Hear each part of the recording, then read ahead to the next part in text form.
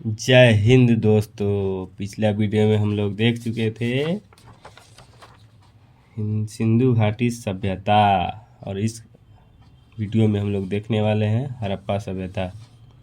आप लोग पिछला वीडियो जाकर देख लीजिएगा। पिछला वीडियो हम सिंधु घाटी सभ्यता तक देख चुके थे। आज जो हड़प्पा सभ्यता देखने वाले हैं, इसकी खुदाई दयाराम साहनी ने की। यह रावी नदी के तट पर पाकिस्तान के माउंट गोमरी ज़िला में स्थित है। देख रहे हैं, माउंट गोमरी ज़िला में, पाकिस्तान के माउंट गोमरी ज़िला है, उसी में स्थित है। पीगट में हड़प्पा और मोहनजोदड़ो के एक विस्तृत साम्राज्य की जुड़वा राजधानी का है। पीगट नाम के जो वैज्ञानिक है, हिस्ट्री का जो होगा, पीगट में हड़प्पा और मोहनजोदड़ो को एक विस्तृत साम्राज्य की जुड़वा राजधानी का। यहाँ से निम्नलिखित वस्तुएं मिली है। कुम्हार का चाक, अन्नागार। अन्नागार का मतलब क्या होता है? अन्न को रखने वाला क्या होता है? गाँव लोग नहीं बोलते कोठी, उसी कोठी को अन्नागार बोलते हैं। कोठी को अन्न को रखने वाला। कुम्हार का चाक, कुम्हार के जो होता है घड़ा बनाने वाला, उसका चाक मिला है। श्रमिक आवास, श्रमिक मजदूर को रहने के लिए जो आवास बना गया था, वही उसी का प्रतीक मिला है।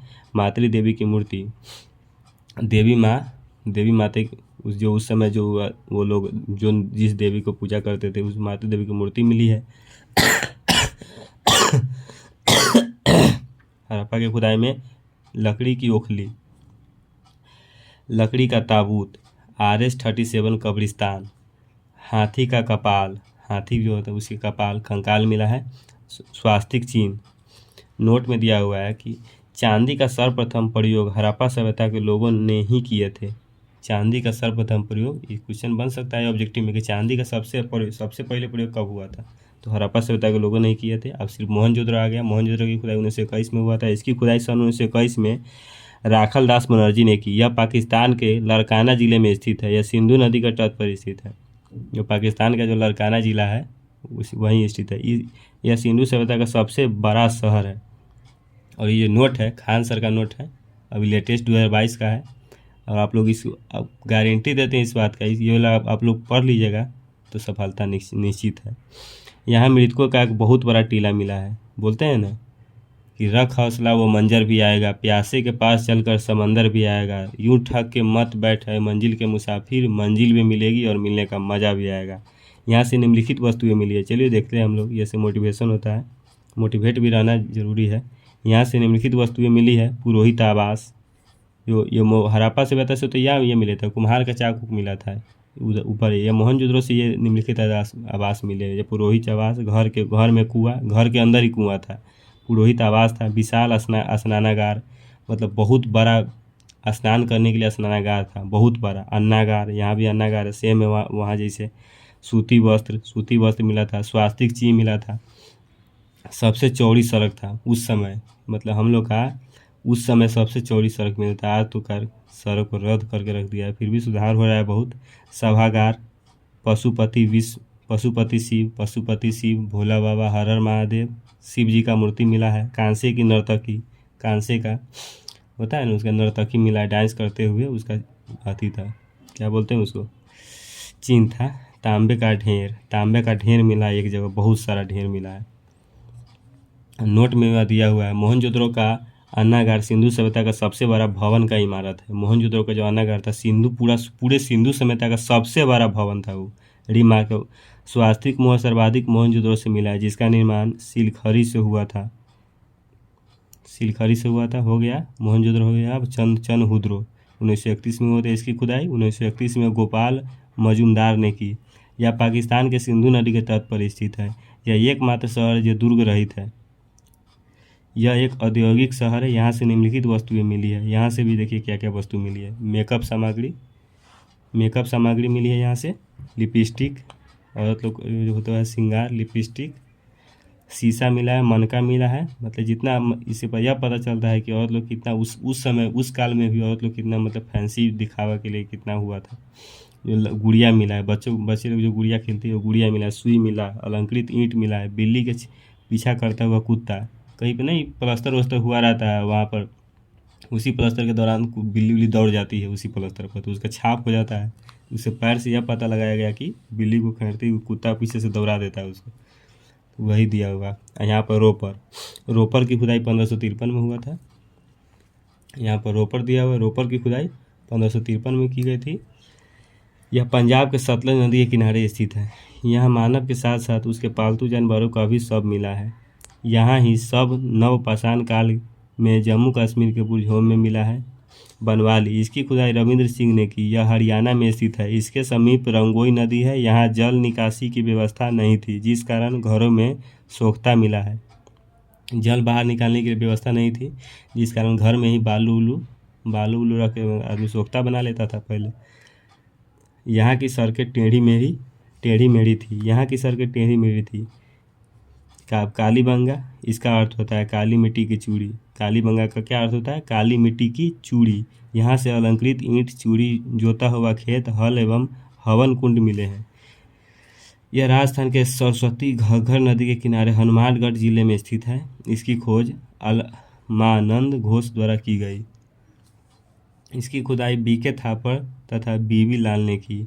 धौलावीरा अब इसके आगे आ गया। यह गुजरात में स्थित है। धौलावीरा यह सिंधु सभ्यता का सबसे बड़ा स्थल है। धौलावीरा सिंधु सभ्यता का सबसे बड़ा स्थल है। इसकी खुदाई रविंद्र सिंह बिष्ट ने की। अब सुरकोटदा, यह गुजरात में स्थित है। यहाँ से कलश, सावधान तथा घोड़े की हड्डी मिली है। बताइए, इसकी खुदाई जगतपति जोशी ने करवाया। लोथल, इसकी खुदाई SRRO ने भोगवा नदी के किनारे अहमदाबाद गुजरात में किया। यह सिंधु सभ्यता का बंदरगाह स्थित है। यहाँ से गोदीवारा का साक्ष्य मिला है। यहाँ घर के दरवाजे सड़कों की ओर खुलते थे। जो घर के जो दरवाजे होते थे वो सड़कों की ओर खुलते थे। कितना दरवाजा ना, पीछे की ओर खुलता है, ये सड़क की ओर खुलता था घर के दरवाजे।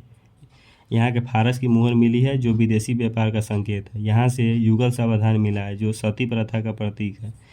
अब आगे आ गया रंगपुर। यह गुजरात में स्थित है। रंगपुर गुजरात में स्थित है। यहाँ से धान की भूसी मिली है। धान के जो भूसी होता है ना, ऊपर के छिलके, वही मिली है। सिंधु सभ्यता का सबसे बड़ा स्थल धौलावीरा है। पूरे सिंधु सभ्यता का सबसे बड़ा स्थल है धौलावीरा, गुजरात पाकिस्तान में है। भारत में सबसे बड़ा स्थल राखीगढ़ी हरियाणा में है। भारत में सबसे बड़ा स्थल राखीगढ़ी और हरियाणा में। सिंधु सभ्यता का सबसे बड़ा शहर मोहनजोदड़ो है। इसके आगे देखते हैं। आप लोग को एक एक करके पूरा बताया जाएगा। जो फेस नहीं दिखाने का कारण है कि मेरा एक प्रण है कि जब तक 1K सब्सक्राइब नहीं होगा 1000, तब तक हम फेस नहीं दिखाएंगे आप लोगों को। 1K इसलिए आप लोग से गुजारिश है कि जितना जल्दी 1K कर दीजिए, आप लोग के सामने हम प्रकट हो जाएंगे।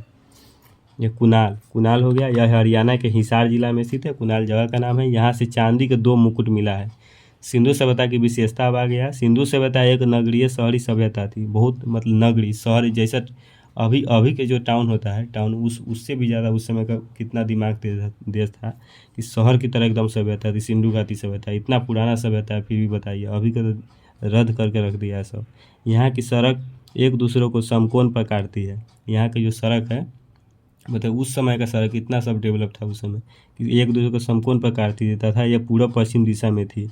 ये पूर्व पश्चिम दिशा में थी, क्या है, जिससे कि हवा जब पूरब से आएगा तो पश्चिम की ओर पूरा सड़क साफ हो जाएगा। हवा जब बहेगा तो जिससे हवा द्वारा सड़क स्वतः साफ हो जाती थी। और पश्चिम से आता था हवा, पूर्वा पछुआ हवा, तो पूरा इधर साफ कर देता था पूरब वाला। पूरब से बहता था पश्चिम को पूरा साफ कर देता। बताइए कितना ही उस समय आदमी लोग कितना तेज था। नालियाँ ढकी हुई थी। अभी मुसलमपुर हाट का नाली देख लीजिए, पटना का अभी खुला हुआ है। इतना दिन का बाद इतना विकसित हो गया आदमी, फिर भी बताइए उस समय की नाली ढकी हुई थी। अभी देख रहे हैं इतना गंदगी फैलाया हुआ है। अर्थव्यवस्था का मुख्य आधार कृषि था। वो तो शुरू से ही होता रहा है। अर्थव्यवस्था का अभी भी भारत कृषि पूर्ण देश है। इसका व्यापार विदेशों में होता था, और कृषि का जो उपज होता था इसका व्यापार विदेश तक भी होता था। इसका आप लोग स्क्रीन शॉट ले लीजिएगा, जूम कर दे रहे हैं। वस्तुओं का आघात किस देश में होता था, वस्तुओं का आयात होता था किस प्रदेश से होता था। स्क्रीन शॉट आप लोग ले लीजिएगा। इसको सही से कर दे रहे हैं, रुकिए एक सेकेंड।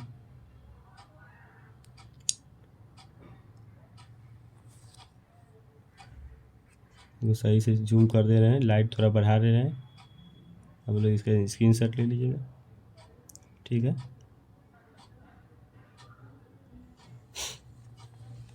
हम लोग आगे देखते हैं। सिंधु सभ्यता का समाज 4 वर्गों में बटा हुआ था। सिंधु सभ्यता का समाज 4 वर्गों में बटा हुआ था। विद्वान, योद्धा, व्यापारी, शिल्पकार, श्रमिक। देख रहे हैं, विद्वान भी था, योद्धा भी था, व्यापारी भी, शिल्पकार होता है, श्रमिक भी था। इसका समाज मातृसत्तात्मक थी। मातृसत्तात्मक नहीं, मातृसत्तात्मक, माता पर आधारित। इसकी लिपि भाव चित्रात्मक थी, भाव के द्वारा लिख कर समझा जाता था। भाव से मन ही मन समझ जाता था कि क्या बोल रहा है जी अगला आदमी, जिसे पढ़ा नहीं जा सकता, लेकिन फिर भी आदमी समझ जाता है कि उसके भाव के द्वारा ही समझ जाता था आदमी। इसकी लिपि को दाएं से बाएं की ओर लिखी जाती थी। जो दाएं से है ना, इधर से इधर लिखी जाती थी, दाएं से बाएं। अब लोग हम बाएं से दाएं लिखते हैं, लेकिन पहले दाएं से बाएं लिखी जाती थी। इनके मुहरों पर सर्वाधिक एक सींग वाले जानवर का चित्र था। एक सींग वाला गेंडा होता है, उसी का चित्र था। उसको आप देख लीजिएगा गूगल पर आप लोग। इसके मुहरों पर गाय तथा सिंह का चित्र नहीं मिला है। इसके जो मुहर था उस पर गाय तथा सिंह का चित्र नहीं मिला, सिर्फ एक सींग वाला गेंडा का चित्र मिला है। हड़प्पा सभ्यता के मूलों में सेलखड़ी का मुख्य रूप से किया गया था। सिंधु सभ्यता के लोग लोहे से परिचित नहीं थे। यहाँ माप तोल के लिए न्यूनतम वाट 16 kg का था। सबसे मतलब कम वाट का 16 kg था। अब न हो गया 50 ग्राम 100 ग्राम। सिंधु सभ्यता के लोग युद्ध एवं तलवार से परिचित नहीं थे। एकदम सभ्य लोग थे। सिंधु सभ्यता के मिट्टी के बर्तनों में लाल रंग का उपयोग होता था। मिट्टी के बर्तन बना के उसको लाल रंग से रंग दिया जाता था। सिंधुवासी विश्व में कपास के प्रथम उत्पादक थे। कपास सबसे ज़्यादा होता था। सिंधु सभ्यता के विनाश का सबसे बड़ा कारण बाढ़ को माना जाता है। सिंधु सभ्यता में एक बार अचानक बहुत बड़ा बाढ़ आया, जिसे पूरा तहस नहस रद्द करके रख दिया। पूरा बाढ़ से पूरा ढक दिया एकदम बाढ़। सिंधु सभ्यता के लोग कृषि भी करते थे, पशुपालन भी करते थे, परंतु उसका मुख्य व्यवसाय व्यापार था। बस व्यापार करके आदमी बहुत आगे जा सकता है। कृषि तो आप खाना पीना खा सकते हैं, व्यापार से नहीं आदमी रुपया कमाता है ज़्यादा। टाटा बिरला से क्या कर रहा है, व्यापार नहीं कर रहा है। सिंधु सभ्यता के पतन का जो कारण दिया हुआ है, आप लोग स्क्रीनशॉट ले लीजिए। विद्वान पतन के कारण, इसको बताएंगे तो वीडियो लंबा हो जाएगा। स्क्रीनशॉट ले लीजिए, अब जूम कर दे रहे हैं, ठीक है। अब आगे बढ़ें। मेसोपोटामिया की सभ्यता, जो कि 10,000 ईसा पूर्व। मेसोपोटामिया की सभ्यता 10,000 ईसा पूर्व। इसका विकास इराक के टिग्रिस एवं यूफ्रेट्स नदी, जटला फरात नदियों के मध्य में हुआ था। यहाँ मिट्टी अत्यधिक उपजाऊ थी। यहाँ सभ्यता ग्रामीण थी। इसके अर्थव्यवस्था का मुख्य आधार कृषि था। इस समय के मंदिरों को जिगुरद कहा जाता था। जिगुरद कहा जाता था। मेसोपोटामिया की सभ्यता के 4 भाग थे: सुमेरियन की सभ्यता, बेबीलोन की सभ्यता, सीरिया की सभ्यता, कैलेंड्रिया की सभ्यता। झूलता हुआ बगीचा बेबीलोन में स्थित है, आज भी स्थित है। सिकंदर ने इस सभ्यता का विनाश कर दिया और इसके स्थान पर ग्रीक सभ्यता को थोप दिया। विश्व में सबसे पहली सभ्यता मेसोपोटामिया की सभ्यता थी, जबकि विश्व की पहली नगरीय सभ्यता सिंधु सभ्यता थी। विश्व की सबसे पहली सभ्यता थी मेसोपोटामिया की सभ्यता थी, बल्कि ये नगरीय नहीं थी। मेसोपोटामिया की सभ्यता नगरीय नहीं थी, लेकिन नगरीय सभ्यता सिंधु सभ्यता थी। ये आप ध्यान में रखिएगा। तो आज तक इतना ही रहने देते हैं। थोड़ा थोड़ा पढ़िए और महान बनिए। जय हिंद।